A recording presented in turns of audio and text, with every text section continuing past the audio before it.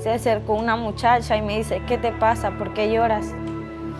Le digo, es que la verdad, yo ando aquí y no sé para dónde ir, no sé para dónde voy. Y ando con mi hijo y lo que me duele es verlo a él ahí, él lloraba, que me decía que tenía hambre.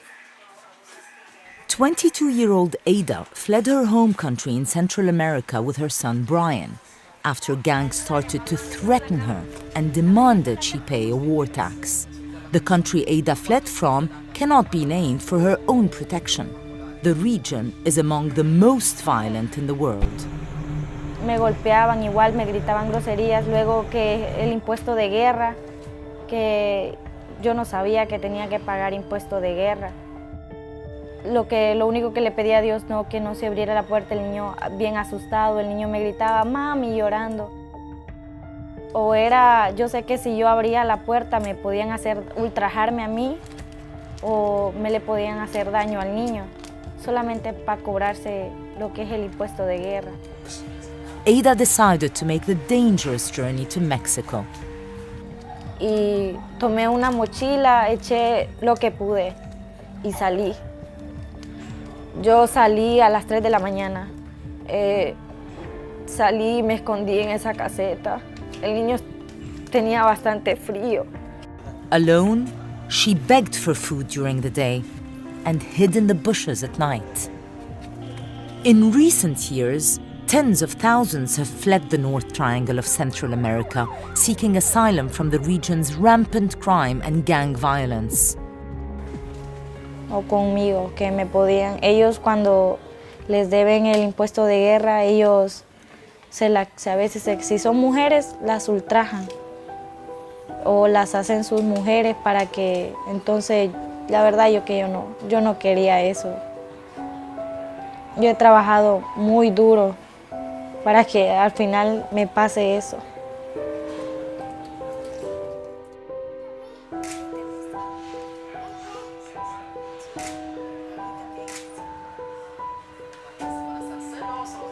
These high figures are not just figures. Behind each one of these 65 million people is a story of fear, of dispossession, of exile, and of hopelessness. We need not to forget that. We need to remember that, to draw from that awareness that these are human beings with human stories. We need to draw from that awareness a renewed sense that we need to tackle this all together, that none of us is exempt from that responsibility.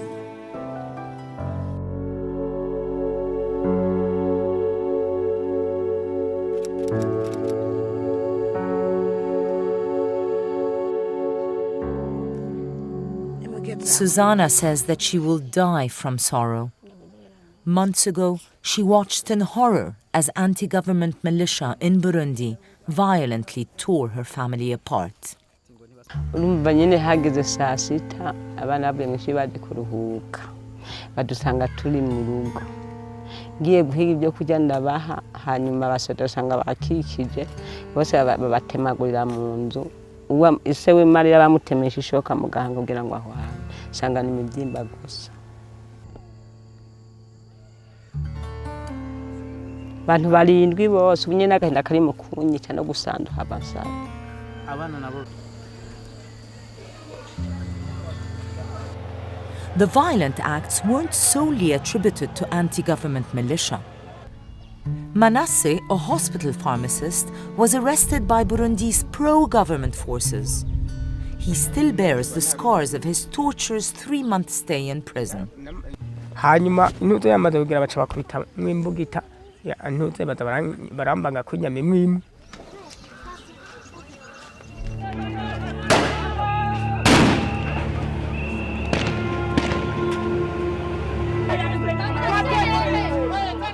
More than 270,000 people have fled to neighboring countries, particularly Tanzania, DRC, and Rwanda, and that flow hasn't ended because the internal conflict in Burundi continues to be the cause of internal and especially external displacement. All this to say that Africa is and remains the theater of some of the largest refugee situations in the world.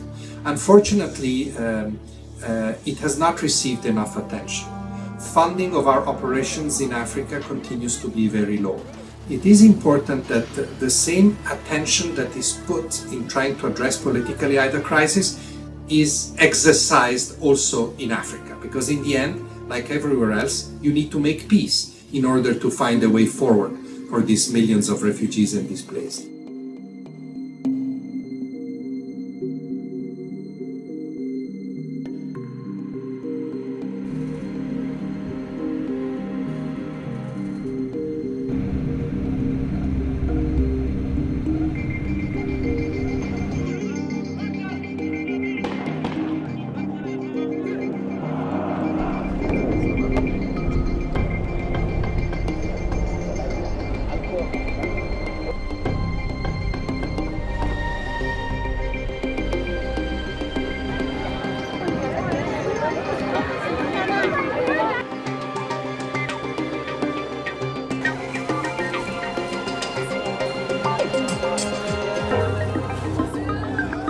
I'm not sure how many years it will take till we eliminate conflict. That would be a long time.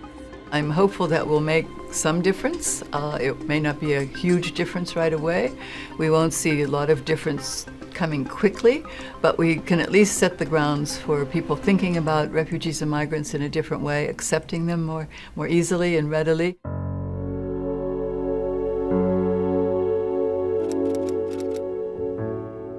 On the Greek island of Samos, volunteers like Gabby are helping refugees who arrive on shore near their home after fleeing conflicts abroad. And then we rush down to here, grab our emergency bags, what includes diapers, the clothes what I'm fixing, milk and juice for the children. Slow, slow! Ready. This extreme situation shows the weird character of somebody. There were some people who just stood there at the harbor, mostly old ladies, and just cried when they saw all these wet small children. Some of the people, I think, act aggressive because they cannot actually do what they want. So when I take these people and say, please just keep this baby warm, you have not to give me anything, just keep these children when they come, because they have to be safe, they have to have the feeling that somebody's there, it's actually very sweet, because they can give something.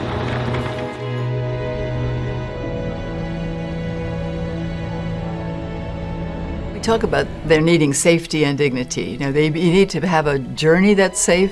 They need to arrive somewhere and be welcomed rather than resisted, you know, and pushed back. But they also need to have what we're calling inclusion. As soon as they get somewhere, they need to know that not just that they're welcome, but they can begin to learn the language, they can be offered a job, can be offered some skills training or education or a scholarship. That's the kind of thing we're trying to mobilize.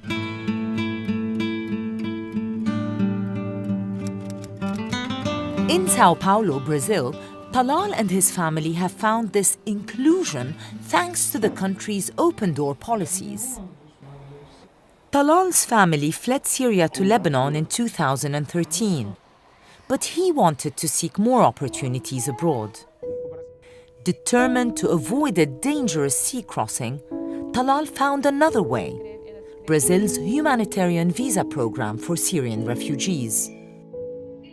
O governo do Brasil abre portas, então, e com certeza, e não vai chegar ao Brasil, o governo, você não pode entrar, porque você abre portas para mim. Once they arrived, Talal raised money through crowdfunding to start a new business. Brazilians donated $20,000 to their cause. His wife Ghazal now cooks for their thriving catering business, offering up Syrian dishes. With more help, Talal is already at work setting up his new restaurant. O povo brasileiro me ajudou muito, muito. Agora, com a ajuda do brasileiro, continuo a minha vida aqui no Brasil. E eu começou meu novo negócio aqui no Brasil também. Por isso eu gosto do Brasil.